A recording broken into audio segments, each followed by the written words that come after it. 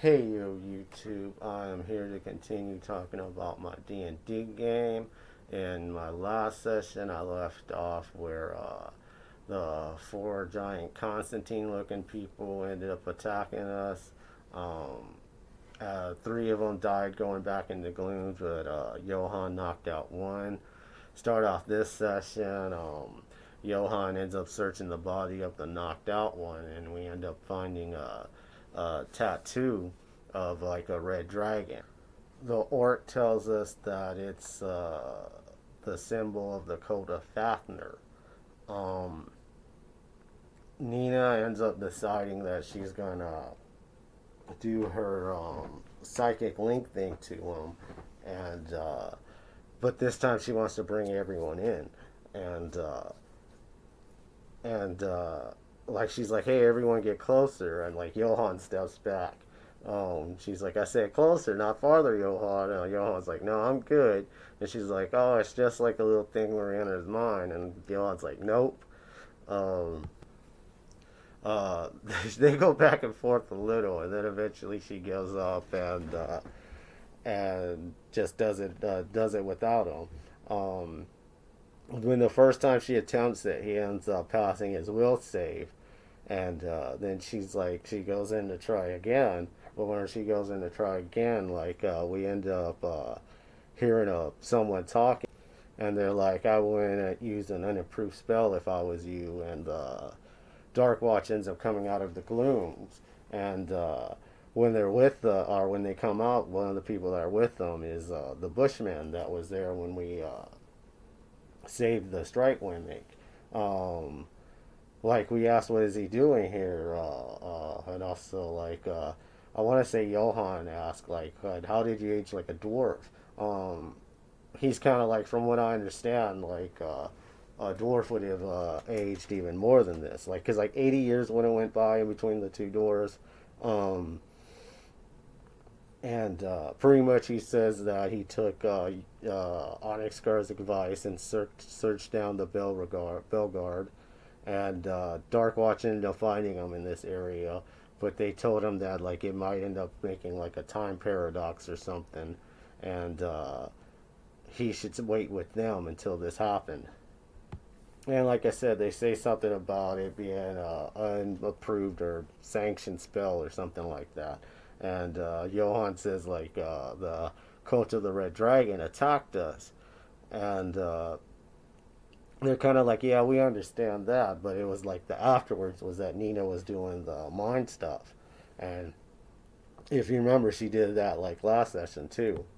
And going back to the Bushman, uh, I can't remember his name right now. He kind of says joining them.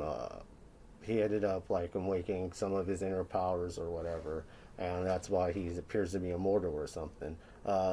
Later on, we kind of find out it's not that uncommon amongst the Dark and Light Watch, and they end up telling us that that the cult, and I want to say they say someone else too, but I didn't catch it. Uh, their one single goal is resurrecting and raising the god dragon Fafnir. And the orc ends up accusing them of spying on the Belgard, and Darkwatch ends up saying like this is their domain. And next thing you know, Lightwatch comes out of the gloom, and they're pretty much saying the same stuff. Like they noticed that there was spells we weren't supposed to be doing. And the two groups go back and forth a little bit, and they say the that us being together is going to provoke the Inquisitors. And then right after that, this group that we've never heard of called the Inquisitors show up. Um, from what I understand, Dark Watch is supposed to be like goodly wizards who watch the dark, and Light Watch is dark wizards that watch the light, keep their eyes on the light. I think it's supposed to be a lot like those movies.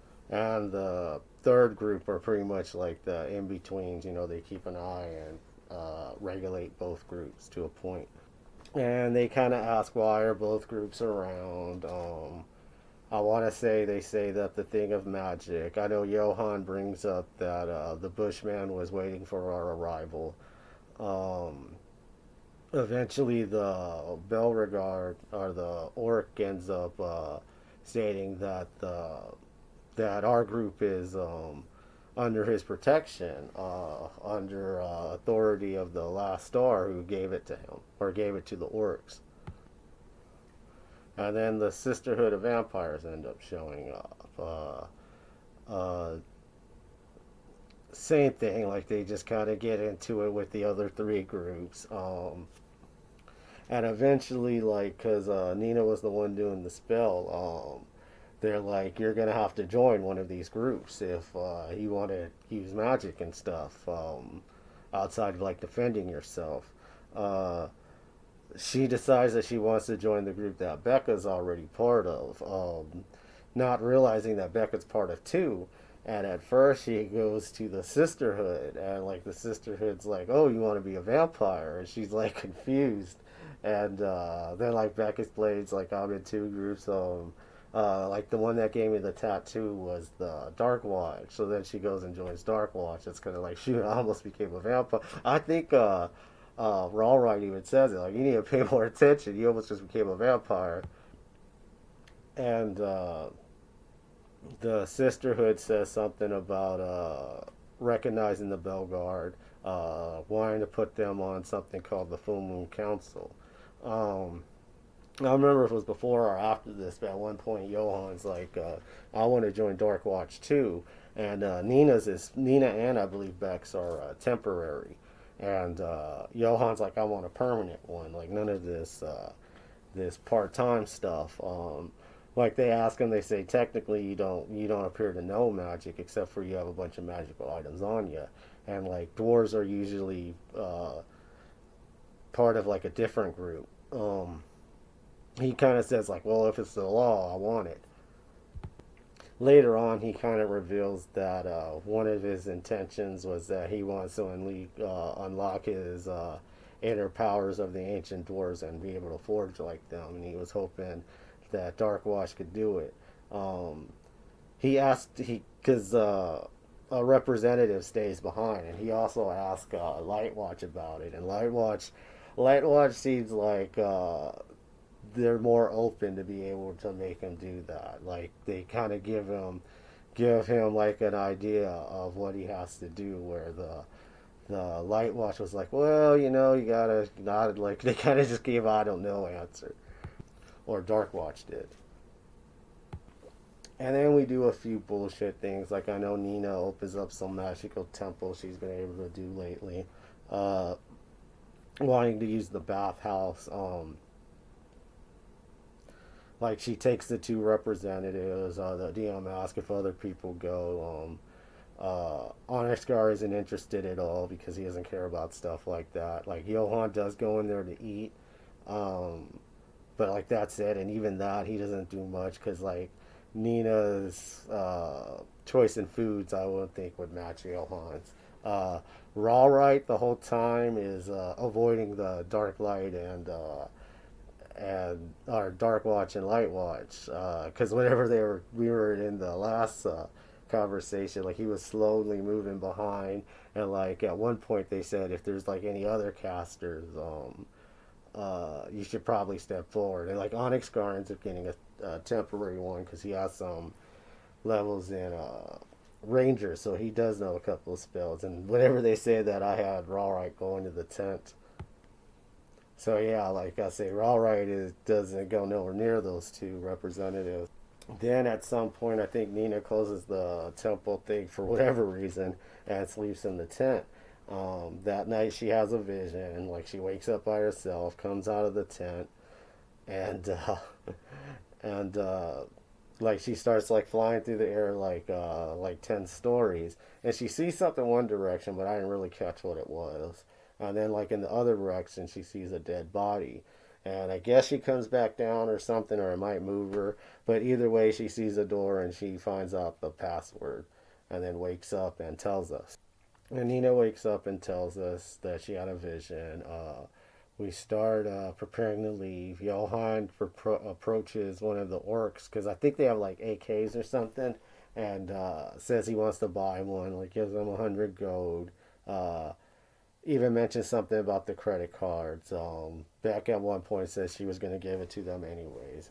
Uh, and and he tells the orc that he knows someone who could make firearms, and he also knows someone who uses them.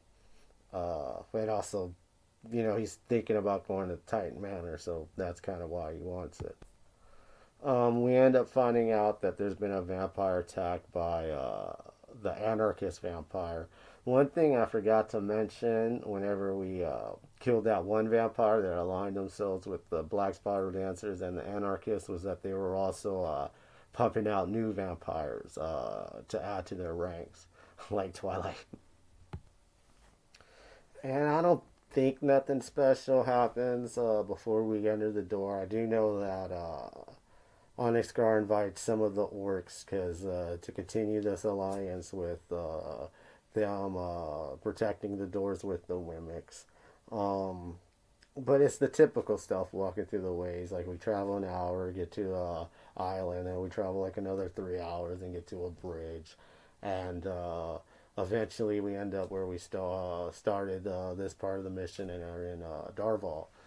Um, I want to say we fill in a few people in the area when we get here, and eventually we head back to Fort Tar. Um, Beck does mention that the pig gulag person they appear to be having like memories of a past life. Because like from what I could gather, the gulag thing or these type of gulags, they'll take a human and an animal and like merge them, and I guess it's remembering the human. And I guess when we get to Fort Tar, we told the wise ones, or we filled in the wise ones. I believe that's when it was. Yeah, that's when it was. Because right after that, Johann waits till Father Bennett is by himself and tells them that he needs to go to Titan Manor and kind of gives them a fill in of what's going on between Beck with her friend dying and that the Titans did it, or one of the Titans did it. And at first, Father Bennett says, like, keep them informed.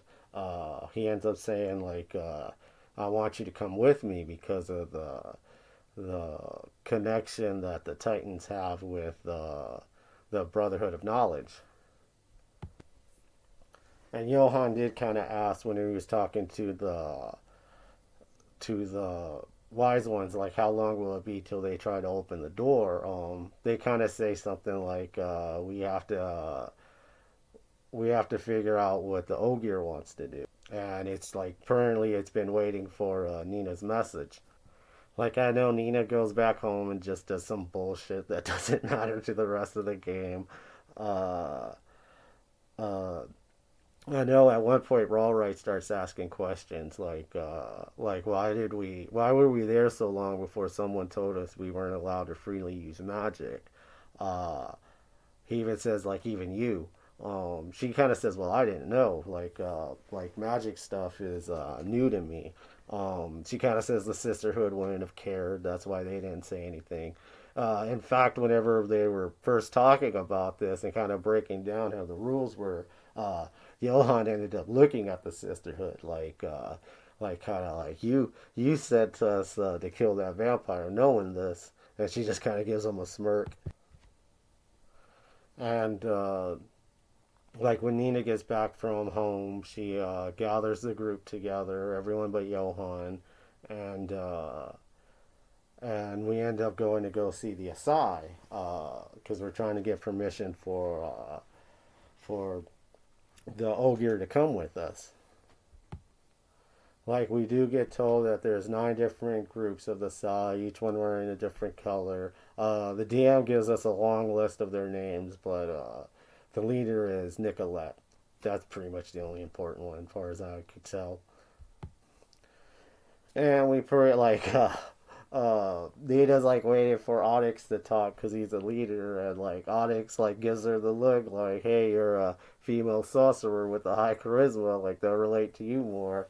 Um, but she starts interacting with them, gives kind of a slight layout of what our mission is, and they talk back and forth, pretty much just going over stuff. But Onyx Scar does end up bringing up that that there's been talks of adding them to the Wise Ones, so that we were able to tell them everything. Um, they say that in their world they are members of the Wise One, and they've been kind of waiting for an invitation, or they were hoping for an invitation, something like that. Um, One of the deals that they end up being made with Ogier coming with us is that they want for Nina and Becca to be tested to see if they have the powers that the Ashai have, because they're, like I said, they're some kind of sorcerers. Um, and I know, like, after the meeting, Nina does like a link with one of the Wise Ones and tells them how they say they've been waiting for a message from the Wise Ones. That the wise the whoever's talking to her, they're like, they brought this up themselves, and Nina's like, yeah, and the DM's like, no, they didn't. uh, and like Nina's player starts to correct herself, and I'm like, no, he said that. Like if that's how Nina remembers it, that's how Nina remembers it. I didn't go into it, but it was like, yeah, if it was something that happened a couple of sessions ago, but we just had this conversation. Like if they couldn't like get that to stick, though, that's their problem. And then the group splits up for a while. Onyx Gar ends up hanging out with the Ogier. Rawright goes to a tavern. Eventually, I want to say the dogheads do that too, while later on Nina and Beck get tested. Um, Nina ends up getting like a 4 hour test, or like a 1 hour test, I want to say, and Becca's ends up being 4 hours. Um, Immediately they invite Nina to be one of them. They kind of say like they understand you're on a mission and stuff like this. I want to also say they give her a year to that she has a year to give them a straight answer, because that's as long as they're supposed to be training armor ready. Side note. Like before they give her the full invitation, I want to say they ask about her lineage. Like they ask, "Are you a Darkin?" And where is she at on like inheriting the throne, which she's next in line. Uh, and I think a big part of that is why they invited her, because like they say that they like in their own world or in other worlds, like they'll have an advisor on like different kingdoms. She kind of says that like she has to check with her father if she could do something like this. Like they kind of give her we would like it more if, or it would go a little further if you made the decision yourself, not your father. And she kind of does say that, it's because of my inheritance, or Darza, however you say it. Um, but and then like Bex, whenever hers is done, like they're kind of like, they I want to say like they sense like some kind of dark magic off of her or something like that. Um, if Johan would have been in the meeting, he probably would have brought up like, "Hey, they probably don't know you're Type 3 vampire." Um, I don't think Onyx Guard or Rollright even cared to really uh, think about asking, where Johan probably would have. And then Nina goes to her hometown and fills her father in on what's going on. Uh, uh, like the father's like, how many groups were you invited to? Like, well, we counted down. It ends up being four. Like four: the vampires, Dark Light Watch, and the new one. Um, like he kind of says like he's fine with you joining them. Just make sure that you're not their puppet. Make them yours. And I want to say that's where we wrapped up. Unfortunately, we didn't get to a fight. We were supposed to get to the Bandit Titans. Uh, Pretty much when Johan goes to the Bandit Titans, when we were supposed to switch, but so much role playing, we didn't get to nothing.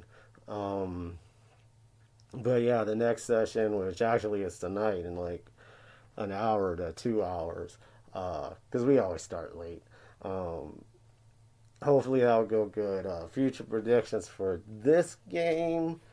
We're gonna open the door. We're gonna open the door. I don't think we're gonna get to the kingdom. We're gonna find out what the next step is. Um, Yeah, you want to know what happens in either campaign, watch my next videos. You want to know everything that's going on, watch all my videos, and check you later.